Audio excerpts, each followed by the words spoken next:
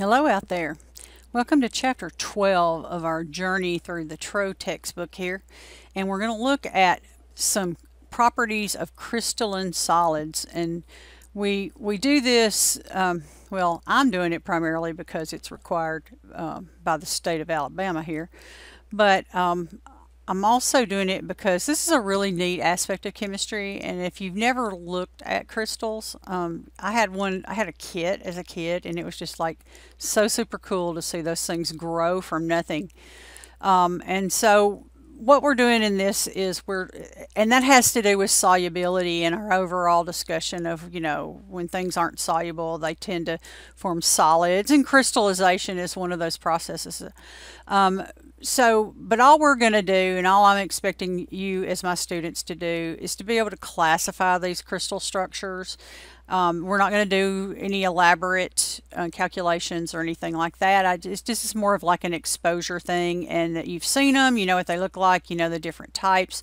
And so you're going to see some calculations, but we are not going to be using calculations to classify them. We're only going to do it by their characteristics.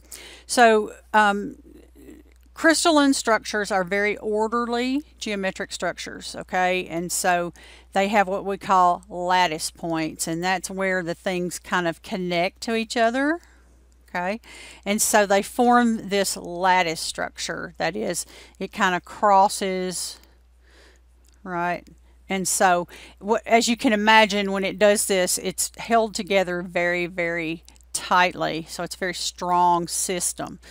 Lattice points can either be atoms, ions, or molecules. So it just depends on the crystal itself.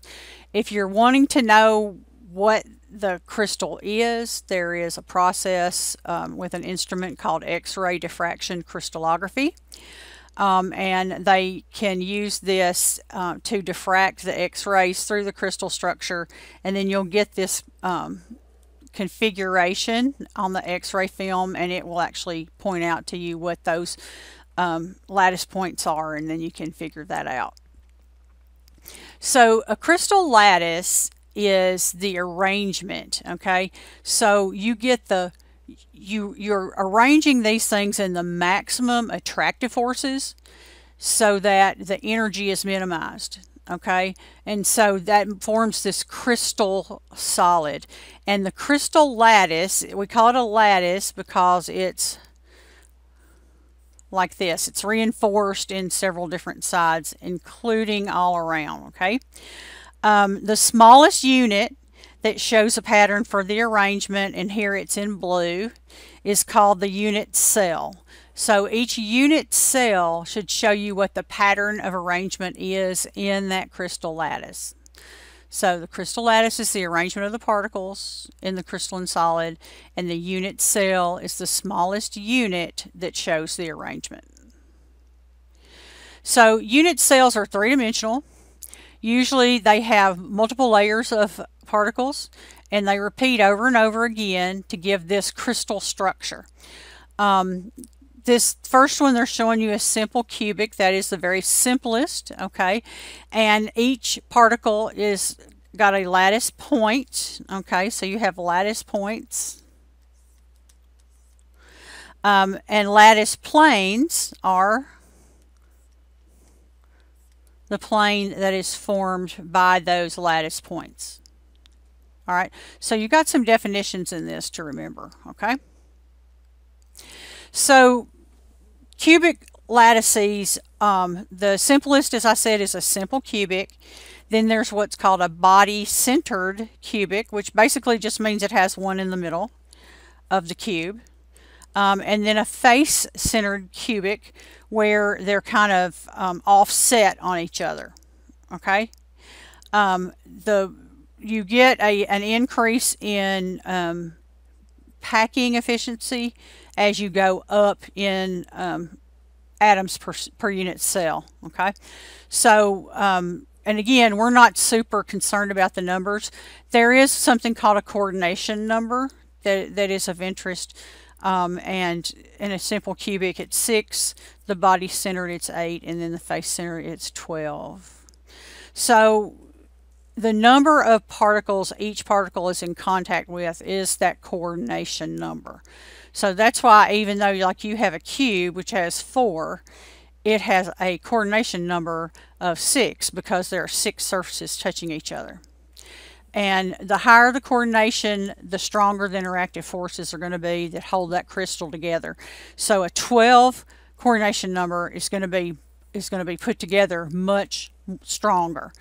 Also, the packing efficiency, that is how many particles you can get in that volume, also increases with higher coordination numbers. So, and again, we're not going to get all wound up in all of these numbers, and it's a 90% angle and all that.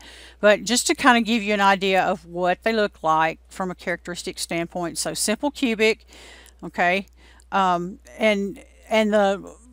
this L equals 2R, that's just saying that the length of the face is going to be 2 times the radius of the atom. Okay, so but again, we're not worried about that, so don't go off on that tangent. Okay. So the simple cubic, and the reason that we were looking at this is because you have the cube in the center, all right, and then you actually have 8 particles around it, and you have 6 points of contact, which gives it the 6 coordination number. So I mean, the way these things are put together are so super efficient, and they're very interesting to study. But of course, there's an entire course on this if you go up in level of chemistry. The cubic unit. Okay, so now you have 9 particles because you have one in the center. And so then, there's an even more there's a more difficult calculation for the edge or the length of the side there, 4 over square root of 3, and they show you the derivation of it for those of you who are math junkies, just so you know how it's done. But it's really not of interest to us at this point. And that's just what they look like, and that's how they're coming up with the numbers. And they're packed in layers. So since you are using spheres, it's more efficient to offset them as you go out in row. So that way they can kind of line up. But if you look at them from the side, they look like this, okay, because they look like they're perfectly packed. And you see those verticals, those pretty verticals, okay, that are just all lined up perfectly. Then the second layer, see, is offset.